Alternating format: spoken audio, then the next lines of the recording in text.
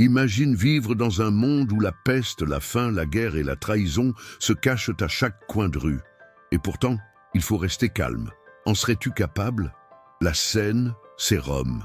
Pas la Rome touristique, dorée, de cinéma ou de cartes postales, mais une Rome de cadavres empilés dans les rues, d'empereurs empoisonnés, de généraux traîtres et de citoyens au bord du gouffre.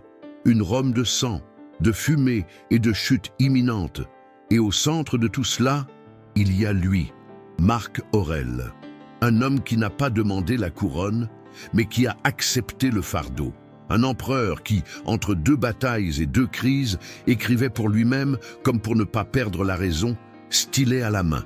Et c'est curieux, il n'écrivait ni pour publier, ni pour enseigner. Il écrivait pour survivre. Ce journal intime que l'on appelle aujourd'hui « Penser pour moi-même » n'a pas été écrit pour les autres. Il a été écrit pour lui seul. Mais pour une raison que seuls les dieux du stoïcisme peuvent comprendre. Ces paroles ont traversé 2000 ans et elles te parviennent maintenant. Oui, à toi, qui vis dans un monde de distractions numériques, de crises émotionnelles, de comparaisons constantes, de bruits assourdissants. Un monde différent en apparence, mais terriblement semblable en essence. Et c'est ici que notre voyage commence, parce que ce que Marc Aurèle a à dire parle encore, et parle fort. Il ne commence pas par des dogmes ni des promesses, il commence par un coup de poing. Ne gaspille pas ce qui te reste de vie à t'occuper de ton prochain. Ne perds pas ta vie à te soucier des autres. Réfléchis-y. Combien de ton temps est passé à penser à la vie des autres, à ce collègue qui a posté des photos aux Maldives, à ton ex qui semble trop heureuse, à cet influenceur qui se lève à 5 heures du matin, s'entraîne, lit 3 livres par semaine et te regarde avec supériorité numérique? Marc n'avait pas Instagram, mais il avait Rome, et Rome jugeait aussi. Rome comparait aussi.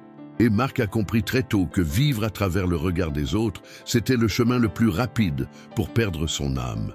Il voyait la vie comme un champ de bataille silencieux, et il savait que chaque seconde passée à se mêler de la vie des autres était une seconde volée à sa propre mission.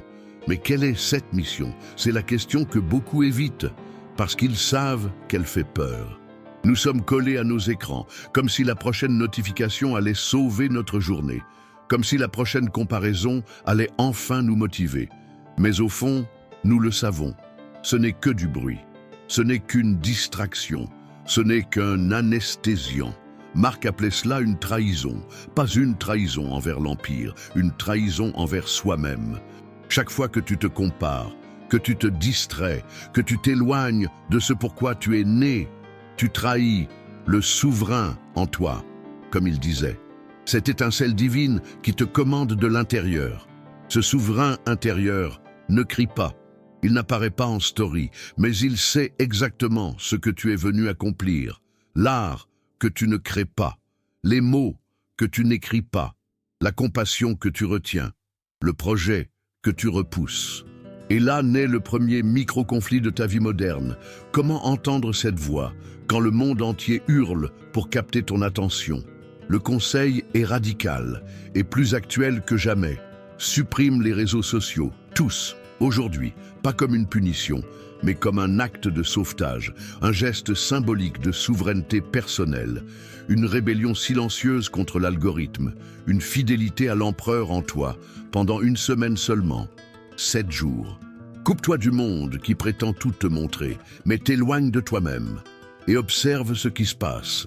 Au début viendront l'anxiété, la peur de rater quelque chose, le FOMO, l'ennui. Mais ensuite, dans le silence, quelque chose se réveille. Une pensée oubliée, un désir ancien, une idée enterrée sous des couches de likes et de notifications. C'est là que la magie commence. Et tu comprendras ce que voulait dire Marc Aurèle. Tu commenceras à voir que ce que tu appelais la vie n'était que de la distraction et que ta vraie vie, celle qui t'appartient, commence lorsque le bruit s'arrête. Mais attention, ignorer le monde ne veut pas dire s'en isoler. Marc ne prônait pas l'égoïsme. Il était empereur, père, soldat, serviteur de l'État. Sa vie était entremêlée à celle de millions d'autres. Le point n'est pas de rejeter les autres, mais de ne pas se perdre en eux. Se rappeler que tu as une tâche unique sur cette terre. Peut-être que ce n'est pas de mener des armées ou d'écrire des traités philosophiques. Peut-être que c'est de créer ou d'éduquer ou d'écouter, de soigner, de bâtir, de protéger ou simplement d'aimer avec dignité.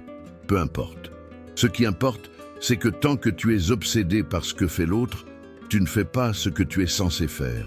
Et là naît une autre question dérangeante. Et si tu mourais avant d'avoir commencé ta mission? Oui, mourir, c'était l'ombre constante qui suivait Marc. Il n'écrivait pas avec précipitation, mais avec urgence. Il savait que le temps n'était pas un crédit illimité, mais un emprunt avec intérêts élevés et une date d'échéance imprévisible. Toi aussi tu le sais, mais tu fais semblant de l'oublier. Alors il te demande, à travers les siècles, pourquoi vis-tu comme si tu avais du temps? À ce stade, peut-être te sens-tu mal à l'aise, et c'est bon signe, parce que le stoïcisme n'est pas là pour te plaire, il est là pour te réveiller. Marc te dit que tu dois faire un choix, où tu vis pour les yeux des autres, où tu vis pour l'appel à l'intérieur de toi. Tu ne peux pas faire les deux. Et si tout ce que tu appelles réalité n'était pas réel, et si la douleur que tu ressens, la peur qui te paralyse, la frustration qui te consume, n'était pas dans le monde, mais uniquement dans ta tête. Ce n'est pas de la science-fiction. C'est de la philosophie stoïcienne, et c'est brutal. Marc Aurèle, empereur, général, penseur, a écrit « La vie n'est que ce que tu en juges. La vie est opinion. » Ces mots sont comme une bombe silencieuse. Lancés avec le calme de celui qui a compris que tout ce que nous ressentons ne vient pas du monde, mais de notre manière de le percevoir. Voilà la deuxième leçon que Marc nous transmet. La réalité que tu vis n'est pas une réalité objective. C'est une construction mentale. C'est l'interprétation que tu fais des faits et non les faits eux-mêmes. Le monde ne fait pas mal. Ce qui fait mal, c'est ce que tu dis du monde. Imagine deux personnes marchant dans la même rue. L'une regarde le ciel couvert et pense « Zut, il va pleuvoir, tout va mal tourner ». L'autre, sous le même ciel, pense « Parfait, moins de soleil, plus de concentration, un cadeau déguisé ». Même rue, même ciel, même météo, mais deux réalités complètement différentes. La différence est où? Dans le monde extérieur ou dans la lentille intérieure qui colore tout? Marc Aurèle le savait, celui qui contrôle son interprétation contrôle son monde. Et toi, tu pourrais croire que ce n'est qu'une idée philosophique. Mais prends une minute pour repenser à toutes les fois où quelqu'un t'a offensé, critiqué, ignoré. Cette fois où l'on a dit que ton idée était stupide. Ce message vu, mais jamais répondu. Cette réunion où l'on t'a interrompu comme si tu étais invisible. Qu'est-ce qui t'a réellement blessé? Les mots, le silence, l'interruption, ou ce que tu t'es dit à propos de cela. On ne me respecte pas. Je ne suis pas assez bon. On m'ignore parce que je ne compte pas. Ces phrases, ces récits intérieurs, ces interprétations, ce sont eux qui créent ta douleur. Et donc, ce sont eux que tu peux changer. Marc n'était pas un optimiste naïf. Il a vu mourir ses enfants. Il a commandé des armées sur des champs de cadavres. Il a vécu parmi des ennemis, des maladies, des trahisons. Et pourtant, il a écrit « Si tu es affligé par quelque chose d'extérieur, la souffrance ne vient pas de la chose elle-même, mais de ton jugement à son sujet. Et tu as le pouvoir de le révoquer à tout moment. Tu souffres à cause d'un jugement, et ce jugement peut être révoqué à tout moment. Mais comment faire? Comment appliquer cette idée dans un monde où les insultes, les rejets et les humiliations semblent si réels? Imagine la scène suivante. Tu es au restaurant, et des gens à la table d'à côté se mettent à rire. Tu te retournes, ils te regardent et continuent de rire. Ton cœur s'emballe. Ils se moquent de moi, tu ressens de la colère, de la honte. Tu as envie de partir. Mais, et s'ils riaient d'une vidéo sur leur téléphone? Et s'ils ne t'avaient même pas vu? Tu vois le problème. Tu as inventé une histoire, et ensuite, tu as souffert à cause d'elle. Ou prends un exemple encore plus quotidien. Tu envoies un message à quelqu'un que tu aimes beaucoup, un vrai geste de tendresse, et cette personne ne répond pas. Les heures passent, puis les jours. Ton cerveau devient fou. Elle ne m'aime plus. Je suis ignoré. Je suis ridicule d'avoir osé. Tu relis le message 1000 fois. Tu doutes de toi-même. Et 2 jours plus tard, la personne répond « Désolé, je n'avais pas de réseau. Je viens juste de voir ton message. Tu me manques. » Et tout s'effondre. Parce que la douleur n'était pas dans le délai. Elle était dans l'histoire que tu t'étais racontée. Marc Aurèle nous invite à rompre ce cycle. Il ne dit pas d'ignorer la réalité. Il dit « N'alimente pas la version la plus cruelle ». Face à une insulte, il propose une nouvelle pensée. « Je suis heureux qu'on parle de moi. Cela signifie que j'existe, que j'avance, que ma présence est remarquée. » Face à une critique, une autre alternative. Bien qu'on me critique, c'est une occasion de grandir, de voir ce que je n'aurais pas vu seul. C'est facile? Non. C'est possible? Oui. Et le secret est dans la pratique. Et c'est ceci pendant 7 jours. Réinterprète tout de façon constructive. Tu rates le bus? Peut-être ai-je évité un accident. Refusé à un entretien? Ce n'était sûrement pas ma place. Quelqu'un t'ignore? Il ou elle combat peut-être ses propres démons. Ce n'est pas de l'auto-tromperie, c'est un choix. C'est comprendre que si le monde est fait de perception, alors tu as du pouvoir sur le monde. Tu peux devenir le scénariste de tes émotions. Et voici un point sensible. La société actuelle tire profit de ta douleur. Les réseaux sociaux se nourrissent de ton sentiment d'inadéquation. Les médias prospèrent sur ton indignation. La culture te fait croire que tu ne seras heureux que lorsque tu auras ce que tu n'as pas encore. Mais Marc, depuis 2000 ans, te dit « La réalité est déjà là et elle est suffisante si tu sais la voir. » Quand tu comprends cela, une nouvelle forme de liberté naît. La liberté de ne pas être ébranlé par le regard des autres. La liberté de sourire face à l'échec. La liberté de transformer la douleur en puissance. Tu commences à choisir comment tu veux te sentir, et il n'y a pas de plus grand pouvoir que celui-là.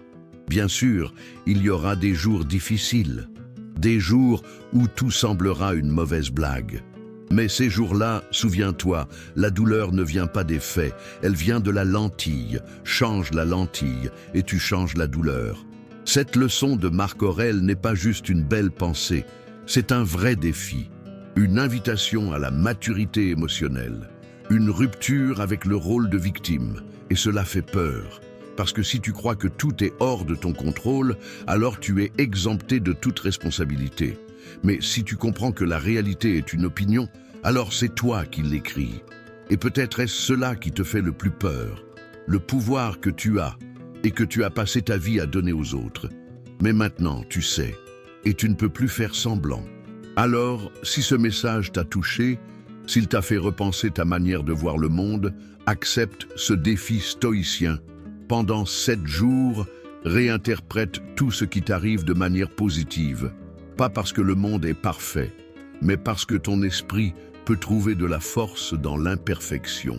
Et quand le doute viendra, retourne à Marc, retourne à cette leçon, retourne à toi-même. Si ce chemin t'aide à te transformer, ne le parcours pas seul. Abonne-toi à la chaîne maintenant et rejoins une communauté qui n'évite pas la douleur, mais apprend à la comprendre. Like cette vidéo si elle t'a touché, pas pour les statistiques, mais pour dire à l'algorithme et à toi-même, je choisis de voir autrement. Le stoïcisme n'est pas qu'une philosophie, c'est un art de vivre, et ta transformation ne fait que commencer. T'es-tu déjà demandé si tu n'étais pas débordé? Non pas parce que tu as trop à faire, mais parce que tu fais ce que tu ne devrais pas faire du tout. Nous vivons à une époque qui glorifie l'excès. Toujours plus de productivité, plus de projets, plus d'événements, de groupes, de réseaux, d'objectifs, de notifications. La vie est devenue une application en arrière-plan qui ne se ferme jamais. Et puis, comme un phare dans une mer de confusion, Marc Aurèle nous rappelle avec une simplicité brutale: si tu veux connaître le contentement, que tes actions soient peu nombreuses. Simple, cruel, libérateur. Tu veux la paix? Fais moins. Mais comment faire moins? Dans un monde qui exige tout. Tu te réveilles avec un téléphone qui vibre, des mails qui s'accumulent, des tâches qui hurlent. Tu dois répondre à des messages Finir ce projet, t'occuper de la maison, penser à ton régime, ne pas oublier le cadeau pour ton collègue, consulter les infos, les marchés, la politique, la guerre, et sourire en chemin. Mais si tu t'arrêtais maintenant et te demandais combien de ces tâches comptent vraiment, que resterait-il? Marc dit que la réponse se trouve dans la raison, dans notre capacité à juger, avec une honnêteté brutale, ce qui est essentiel et ce qui n'est que du bruit. Et il nous donne une clé. Limite-toi strictement à ce qui est essentiel et à ce que la raison exige chez un être social. Autrement dit, filtre tout ce que tu fais selon 2 critères. Est-ce essentiel? Est-ce utile à la société de manière rationnelle? Et là, premier choc, la plupart de ce que nous faisons ne passe pas ce test. Réunions inutiles, conversations creuses, tâches faites par habitude ou peur de paraître distant, engagement accepté par culpabilité, pensées répétitives sur ce qui est passé ou ce qui n'est pas encore arrivé. Combien d'entre elles sont réellement indispensables? Tu n'es pas fatigué parce que tu fais trop. Tu es fatigué parce que tu fais ce qui n'a pas de sens. Et cela épuise l'âme. Imagine ton esprit comme une pièce. Maintenant, imagine cette pièce remplie de bric-à-brac, des piles de papier, des vêtements usés, des encombrements émotionnels, des promesses non tenues. C'est ainsi que tu essaies de vivre, en organisant le chaos, au lieu de l'éliminer. Et voici la question la plus inconfortable de cette partie. Qu'est-ce que tu dois arrêter de faire pour enfin faire ce qui compte? Peut-être que tu dois arrêter de dire oui par politesse, arrêter d'accepter des invitations qui violent ton temps, arrêter de maintenir des conversations qui t'épuisent, arrêter de t'inquiéter pour ce qui n'est même pas arrivé, arrêter de vouloir sauver le monde en t'oubliant toi-même. Et peut-être, juste peut-être, tu dois accepter que dire non est un acte d'amour-propre. As-tu déjà remarqué que les personnes les plus productives, les plus inspirantes, les plus créatives, sont aussi celles qui disent le plus souvent non? Mais dire non, ce n'est pas nier le monde. C'est un oui radical à ta propre essence. C'est ce qui te permet de te consacrer à ce qui a vraiment de la valeur. C'est ce qui te rend ton focus, ta clarté, ton but. Pense à un arbre. Il pousse, oui, mais seulement parce qu'il cesse d'alimenter les branches mortes. Il dirige ses ressources là où la vie palpite encore. Fais-tu la même chose? Ou continues-tu d'irriguer les parties sèches de ton quotidien par peur de décevoir?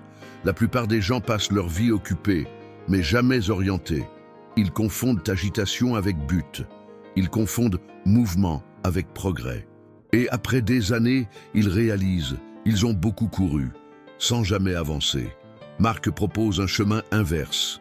Il t'invite à devenir minimal et puissant, peu d'action, peu de mots, peu d'engagement, mais chacun chargé d'intention.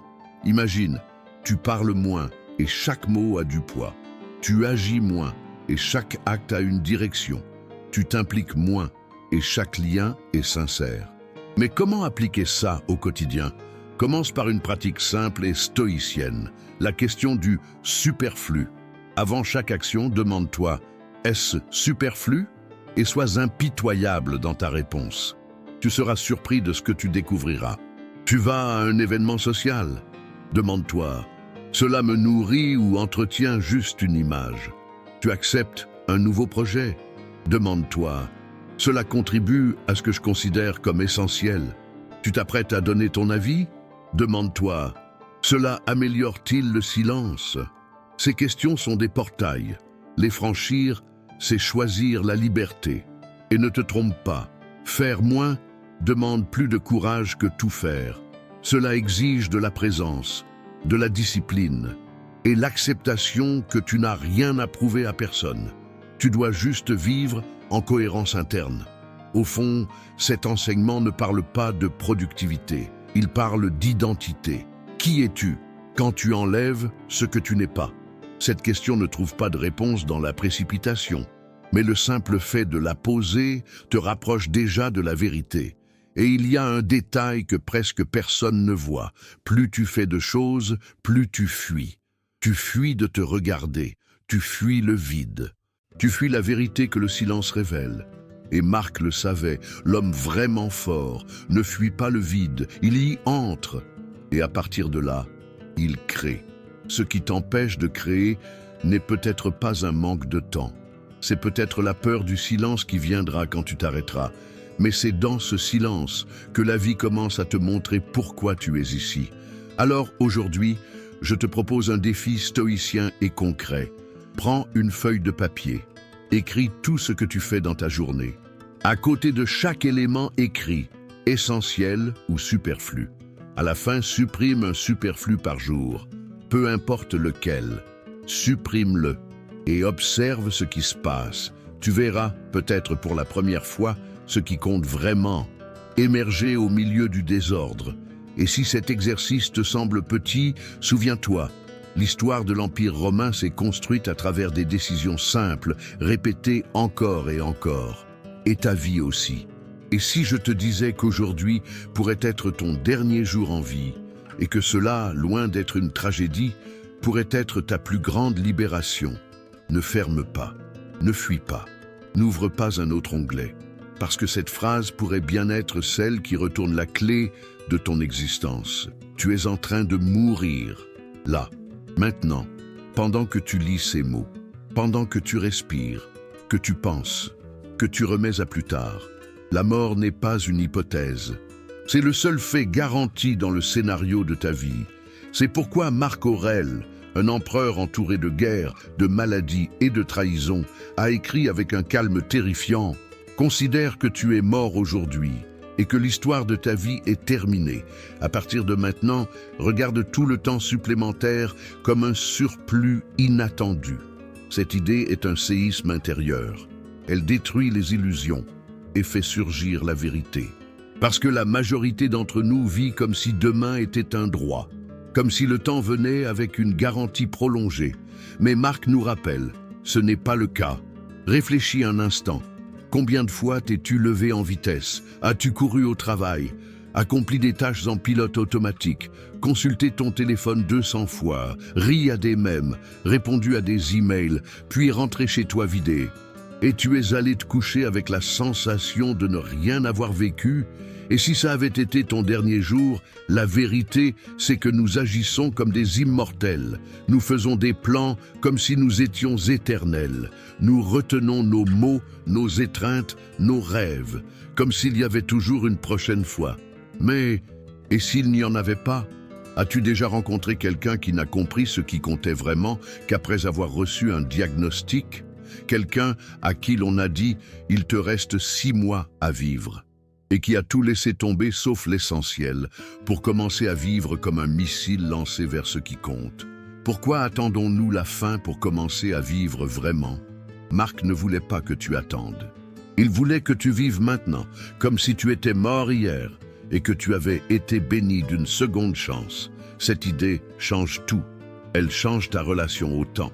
Parce que si aujourd'hui était vraiment ton dernier jour, tu le passerais à répondre à des notifications, tu le gâcherais dans des disputes sans importance, tu l'offrirais en sacrifice sur l'autel des obligations sociales vides, ou ferais-tu quelque chose de vrai? Tu dirais « je t'aime » à quelqu'un qui a besoin de l'entendre. Tu pardonnerais à quelqu'un ou à toi-même. Tu écrirais cette page que tu repousses depuis des mois. Tu commencerais cette idée qui te brûle de l'intérieur. Voici donc le premier micro-conflit de cette partie. Tu dis que tu n'as pas le temps, mais si ce temps-là était tout ce que tu as, l'utiliserais-tu ainsi? Réfléchis à toutes ces choses que nous faisons par habitude. Des boulots qui nous vident, des relations déjà mortes, des routines qui ne nous correspondent plus. La majorité des gens ne vivent pas. Ils résistent à la vie. Ils survivent en mode automatique, en attendant le vendredi, un jour férié, un miracle. Mais Marc bouscule cette logique.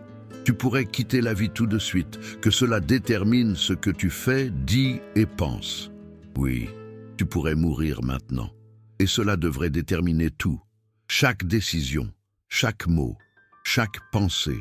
Ce n'est pas du pessimisme, c'est de la liberté. Car quand la mort devient réelle, le faux disparaît. Tu cesses de vivre pour impressionner, tu cesses d'accumuler, tu cesses de mesurer ta vie selon les yeux des autres. Tu deviens essentiel. Et quelle ironie! Beaucoup ne se trouvent qu'à travers le deuil, devant une tombe, dans une chambre d'hôpital, dans une absence qui hurle plus fort qu'une présence. C'est là, au bord de la fin, que les priorités changent. Mais pourquoi attendre la douleur pour atteindre la clarté? Marc a trouvé cette clarté au cœur de la guerre. Imagine-toi à sa place. Commander des légions, voir tomber ses soldats, enterrer ses propres enfants, subir les trahisons du Sénat. Et pourtant, chaque soir, écrire sur la paix, la présence, le sens. Il pouvait mourir à tout moment. C'est pourquoi il vivait chaque moment comme le dernier. Es-tu capable d'en faire autant? Ou attends-tu quelque chose? Une promotion? Un signe? Une permission? Voici le choc. Personne ne te donnera la permission. Personne ne garantira ton temps. Personne ne vivra à ta place. Et pendant que tu attends, le temps passe. La vie s'échappe. L'horloge ne s'arrête pas. Et la mort ne rate jamais. Mais, et si tu acceptais cela, de non pas avec peur, mais avec vénération? Et si demain, tu te levais en disant « Aujourd'hui, tout ce que je fais sera digne d'être mon dernier acte », qu'est-ce qui changerait? Peut-être que tu parlerais avec plus de douceur, peut-être que tu dirais moins, mais avec plus de vérité. Peut-être que tu choisirais l'amour, peut-être que tu regarderais le ciel comme un miracle. Peut-être que tu pardonnerais plus vite. Peut-être que tu danserais dans le salon, ou que tu écrirais ce texte, ou que tu éteindrais ton téléphone. Peut-être, juste peut-être, que tu commencerais à vivre. La mort est le rappel le plus puissant de l'existence, et pourtant, c'est aussi celui qu'on essaie le plus d'ignorer. Mais plus on l'ignore, plus on devient vulnérable, parce qu'on vit comme des zombies, avec un agenda plein et une âme vide. Marc veut l'inverse.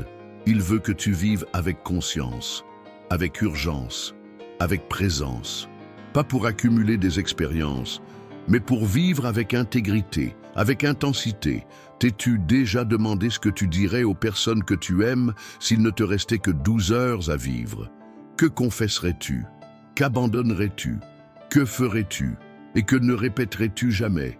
Et maintenant, la vraie question, pourquoi ne pas le faire maintenant? La mort n'est pas la fin, c'est le filtre. Elle sépare ce qui compte de ce qui n'a jamais compté.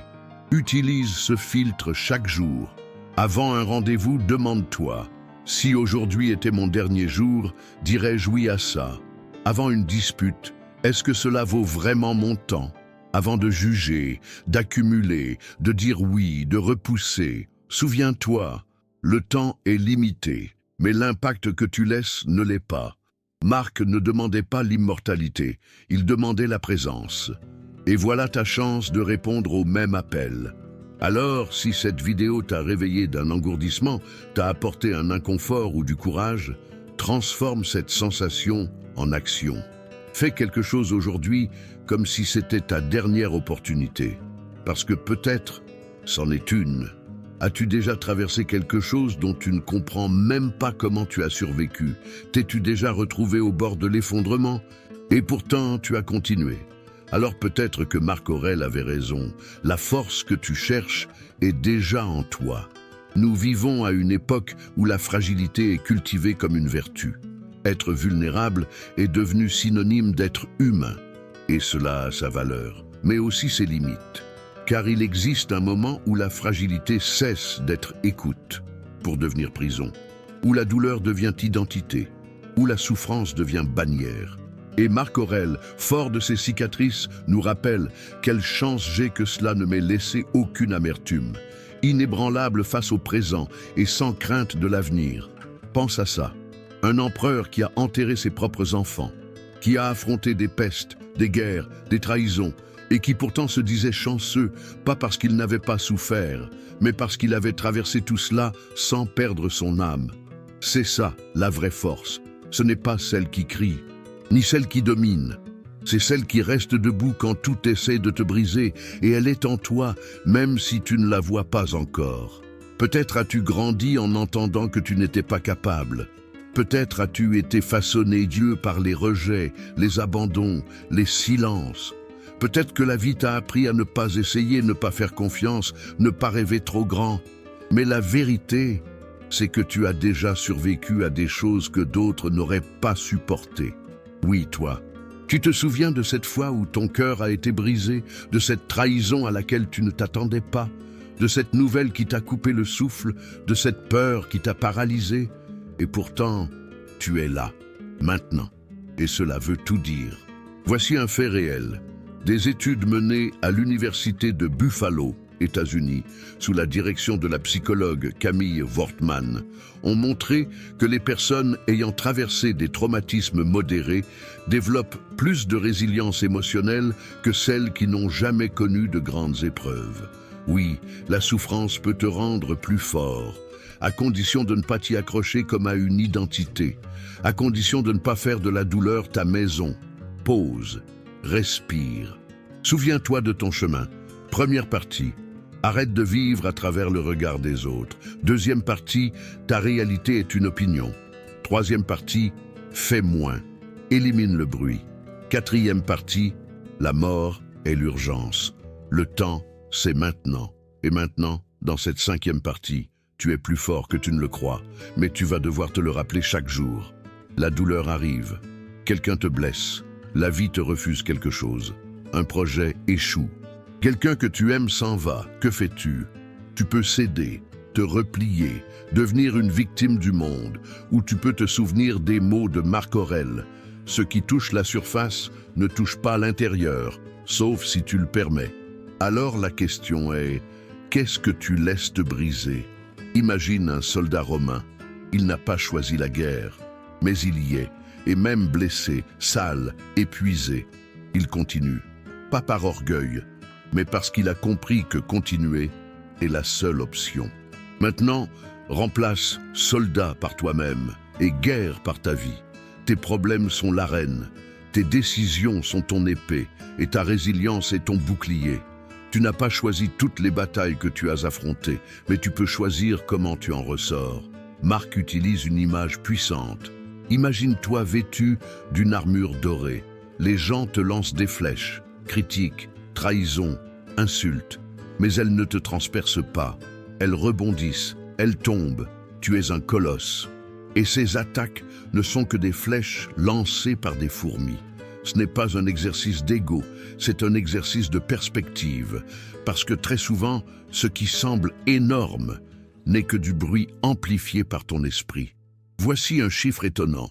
Selon l'American Psychological Association, plus de 85% de nos peurs ne se réalisent jamais. Autrement dit, la majorité de tes peurs sont des illusions. Et la majorité de tes traumatismes ne viennent pas de ce qui s'est passé, mais de ce que tu croyais qu'il allait se passer. Alors pourquoi continues-tu à te paralyser? Le monde ne va pas arrêter de te tester. Les pertes viendront, les incertitudes aussi. Des personnes toxiques croiseront ton chemin. La vie va te secouer, sans prévenir. Mais quand cela arrivera, tu pourras t'arrêter et dire « Cela aurait pu détruire quelqu'un d'autre, mais pas moi ». Parce qu'il y a en toi quelque chose qui ne plie pas, quelque chose que le temps, la douleur ou le chaos ne peuvent atteindre. Marc appelait cela le ruler within, le souverain intérieur. Et cette force n'a pas besoin de public. Elle est silencieuse, elle ne publie pas, ne crie pas, ne se justifie pas, elle agit et elle demeure. Tu veux un exemple moderne? Viktor Frankl, psychiatre autrichien, survivant de 4 camps de concentration. Il a perdu sa femme, ses parents, son frère.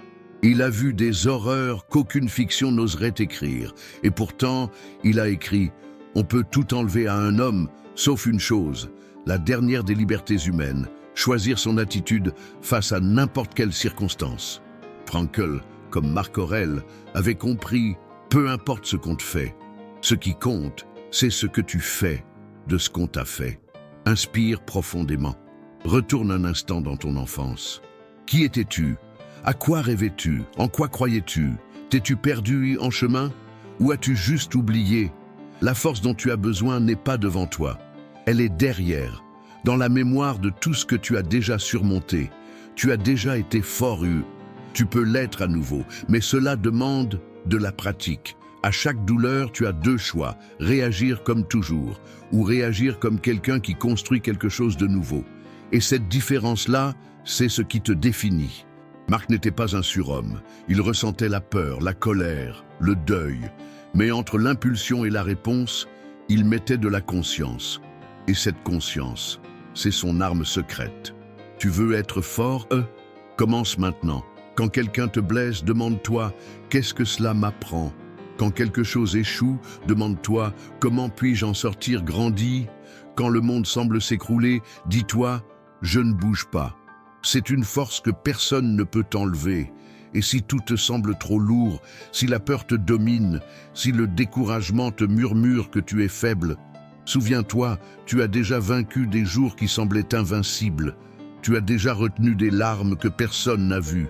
Tu as déjà été le héros ou l'héroïne de toi-même, en silence. Et tu le seras encore.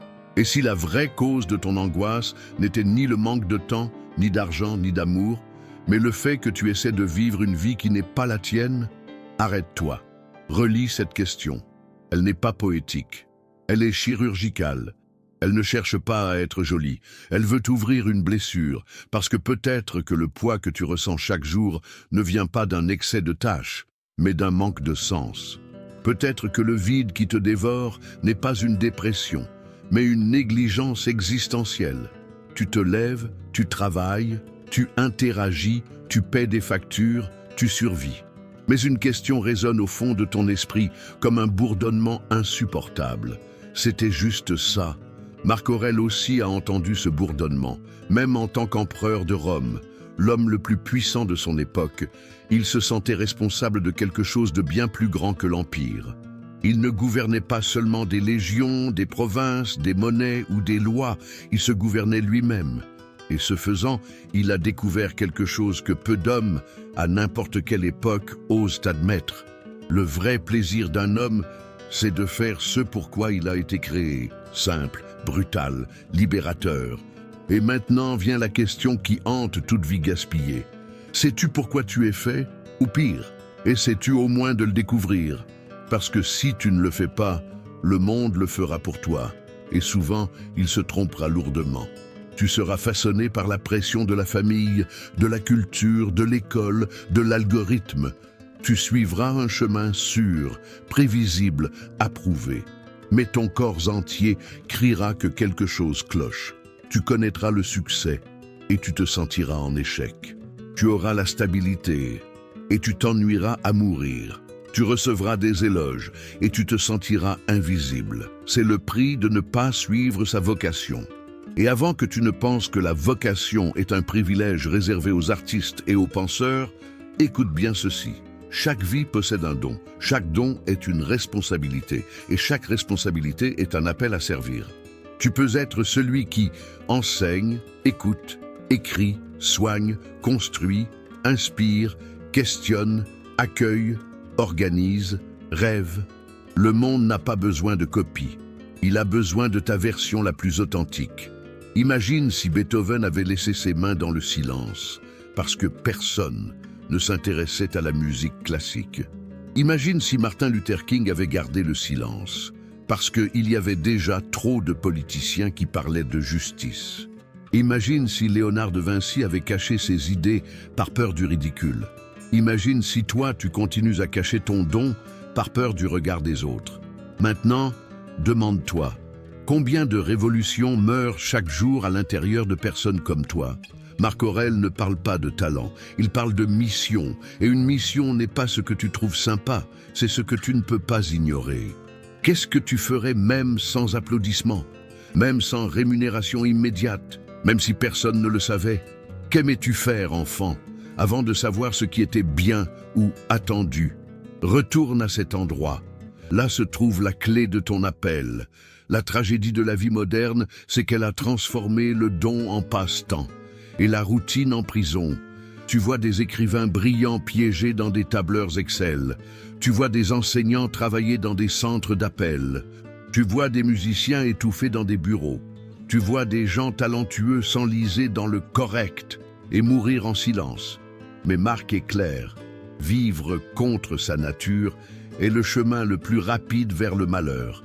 Et voici un fait étonnant. Selon Gallup, Plus de 85% des gens dans le monde disent être désengagés ou malheureux dans leur travail. Alors réfléchis, si l'endroit où l'on passe 8 heures par jour nous endort, combien de rêves sont enterrés vivants? Respiration. Tu n'as pas besoin de tout quitter aujourd'hui. Tu n'as pas besoin de devenir martyr ou moine.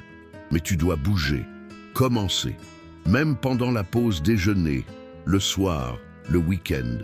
Même pendant 30 minutes par jour. Parce que si tu ne commences pas, le monde ne sentira peut-être pas ton absence.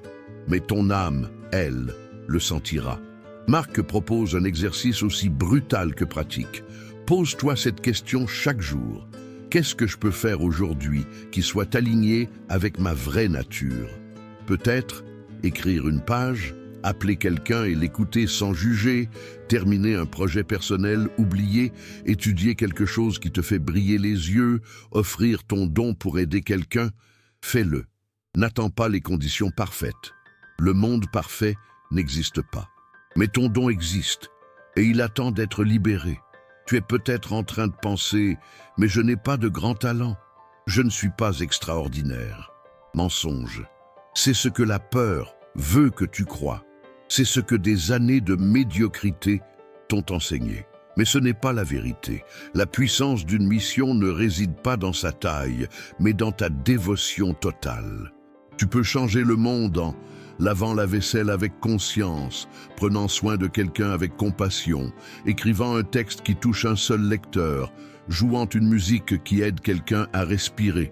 Le monde essaie de te convaincre que l'impact est viral, mais Marc savait que l'impact réel est silencieux, comme la vigne qui produit des grappes de raisin et n'attend aucun remerciement, comme le cheval qui court, simplement parce qu'il est né pour courir. Tu n'as pas besoin de trophées. Tu as besoin de cohérence. Maintenant, un micro-conflit inévitable. Et si personne ne reconnaît ton effort? Et si ton don est ignoré? Et si ta mission semble inutile? Marc répond avec une seule chose, l'action. Il ne cherchait pas la récompense, il cherchait l'intégrité. La vraie récompense, c'est de vivre une vie qui a du sens. Pas pour les autres, mais pour toi-même. Et voici le dernier choc de lucidité. Le temps passe. Et si tu ne découvres pas ton don, le monde continuera sans toi. Les semaines vont défiler, tu vas vieillir. Et un jour, peut-être tu regarderas en arrière et tu verras, la vie que tu devais vivre n'a jamais commencé. Alors, s'il te plaît, pour ton bien et pour le bien du monde, cesse d'ignorer ce feu intérieur. Ce n'est pas un manque affectif, c'est une boussole. T'est-il déjà arrivé de répéter la même plainte pendant des mois, voire des années, sans que rien ne change? Alors peut-être que tu ne fais pas que te plaindre. Peut-être que tu sabotes lentement ton existence, de manière confortable, lente et socialement acceptable. Personne ne te l'a dit, alors je vais te le dire. Se plaindre est la drogue la plus consommée du XXIe siècle. Elle est bon marché, addictive et omniprésente. La seule différence entre un accro à l'héroïne et un accro à la plainte, c'est que l'un détruit le corps, l'autre détruit l'âme. Marc Aurèle ne supportait pas cette habitude, pas parce qu'il était insensible, mais parce qu'il savait que la plainte est un rituel quotidien d'impuissance. Il a écrit « Si quelque chose te dérange, change-le. Si tu ne peux pas le changer, change ta façon de voir.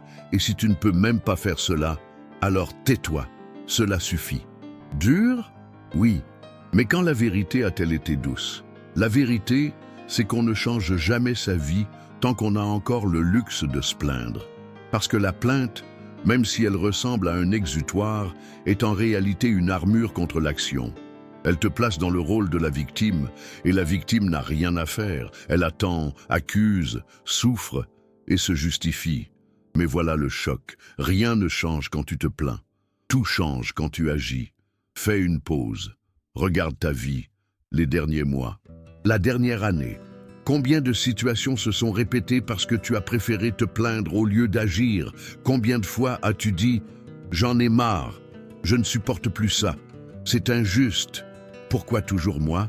Et pourtant, le lendemain, tu t'es réveillé pour revivre exactement la même chose, la même plainte, le même schéma, la même paralysie. Ce n'est pas de la malchance, c'est un choix. La plainte est un puissant anesthésiant. Elle donne l'illusion que tu réagis. Mais en réalité, elle fige tout. Et le pire, elle est socialement récompensée. Regarde bien, celui qui se plaint trouve toujours une oreille. Au bureau, dans la file à la banque, dans les groupes WhatsApp, au dîner du dimanche. Il est facile de former un cœur d'insatisfait. Ce qui est difficile, c'est de se lever de table et de faire quelque chose. Tu connais cette fable du chien qui gémit? Un homme passe devant une maison et voit un chien allongé sur le porche, en train de gémir. Il demande au propriétaire pourquoi il gémit. Parce qu'il est allongé sur un clou. Et pourquoi il ne se lève pas? Parce que ça ne fait pas encore assez mal. C'est ainsi que vit la majorité des gens. Ils se plaignent parce que ça fait mal. Mais ils restent là, parce que ça ne fait pas encore assez mal pour bouger. Mais toi, tu es allé trop loin pour rester allongé. Tu as traversé 6 étapes. Tu as affronté ton ego, tes addictions, tes pensées répétitives. Tu as regardé la mort dans les yeux. Tu as reconnu ta force. Tu as compris que tu avais un don et qu'il exige de l'espace. Et maintenant, il est temps de te lever. Et la première chose que tu dois abandonner, c'est la plainte. Imagine, tu décides de ne plus jamais te plaindre. À partir de maintenant, chaque fois que quelque chose ne va pas, tu assumes, tu agis ou tu choisis le silence. Qu'est-ce qui se passe? La vie commence à te respecter. Les gens te traitent différemment. Ton esprit s'aligne avec tes actes. Ton corps retrouve son énergie. On commence à te remarquer, non parce que tu cries, mais parce que tu fais. Et tu vas me dire, et quand c'est injuste? Et quand ça fait trop mal? Et quand personne ne me comprend? C'est là que réside la beauté du stoïcisme. Il ne dit pas que tu dois tout accepter. Il dit que tu dois choisir tes combats. Lutte pour ce qui peut être changé. Tolère avec dignité ce qui ne peut pas l'être et élimine la plainte de tout ce qui est entre les deux. Marc vivait une époque brutale, des maladies incurables, la perte de ses enfants, des trahisons politiques, des guerres incessantes. Et pourtant, dans ses pensées pour moi-même, tu ne trouves aucun paragraphe de plainte, aucune victimisation, aucune phrase du genre « personne ne me comprend » ou « pourquoi ça m'arrive ?» À la place, tu lis « Le bonheur de ta vie dépend de la qualité de tes pensées. » Tu as du pouvoir sur ton esprit, pas sur les événements extérieurs. Réalise cela et tu trouveras la force. Il savait, se plaindre, c'est concentrer son énergie sur ce que l'on ne peut pas contrôler. Et c'est le chemin le plus court vers le désespoir. Peut-être que ce qui t'enchaîne le plus, ce n'est pas la peur, ni l'échec, mais l'habitude de raconter ta vie comme une longue plainte. Mais, et si, juste pour aujourd'hui, tu décidais de changer le récit? Et si, au lieu de dire « Pourquoi moi ?», tu disais « Que puis-je apprendre de ça ?» Et si, au lieu de dire « C'est horrible », tu disais « C'est un test ». Et si, au lieu de dire « Je n'ai pas le temps », tu disais « Je ne priorise pas correctement ». Ce n'est pas de la magie, c'est le pouvoir du langage. Et le langage crée la réalité. Attention, cette vidéo n'est pas une attaque contre ta souffrance. C'est une invitation à ne pas en faire ton identité. Tu as peut-être été blessé, trahi, humilié, abandonné, ignoré. Mais rien de tout cela ne te donne le droit de vivre dans la plainte éternelle. Ta douleur est réelle. Mais ce que tu en fais, c'est ton choix. Le stoïcisme n'enseigne pas à nier la douleur. Il enseigne à la transformer. Et tu as déjà tout ce qu'il faut pour le faire. Le choix, comme toujours, t'appartient. Si tu es arrivé jusqu'ici, tu le sais déjà. Ce canal n'est pas là pour motiver. Il est là pour révolutionner, pour que tu reprennes le contrôle de la seule chose qui t'appartient vraiment, toi-même. Alors maintenant, fais un pacte avec toi. À partir d'aujourd'hui, pendant 7 jours, 0 plainte. Pas une, pas à moitié, ni par habitude, ni par ironie, ni à voix haute, ni dans ta tête. Remplace chaque plainte par une action ou par un silence conscient. C'est tout, pour 7 jours. Et ensuite, observe ton corps, ton énergie, tes relations, ton esprit, ton but. Le monde sera peut-être le même, mais toi, tu ne le seras plus. Si ce cheminement t'a changé, ne serait-ce qu'un peu, si cela t'a fait réfléchir, ressentir, te souvenir ou simplement te lever autrement, Alors abonne-toi à ce canal, pas pour moi, mais pour toi, comme un signe que tu es prêt à vivre avec force, clarté et responsabilité. Like cette vidéo, si ce n'est pas juste du contenu pour toi, mais un miroir, un reflet, un nouveau départ, et partage-la avec quelqu'un qui est coincé dans le cercle de la plainte. Peut-être que cette personne est à une seule vidéo de recommencer à vivre. Dans notre prochaine aventure, nous allons explorer la paix intérieure, mais pas celle des citations creuses, pas la paix de carte postale, la paix comme discipline, comme force face au chaos, comme bouclier silencieux que seuls les forts savent forger. Tu pensais être allé au plus profond? Prépare-toi, le vrai plongeon commence maintenant. D'ici là, ne te plains pas, ne répète pas le schéma, ne gaspille pas ta puissance, vis en silence et en grandeur.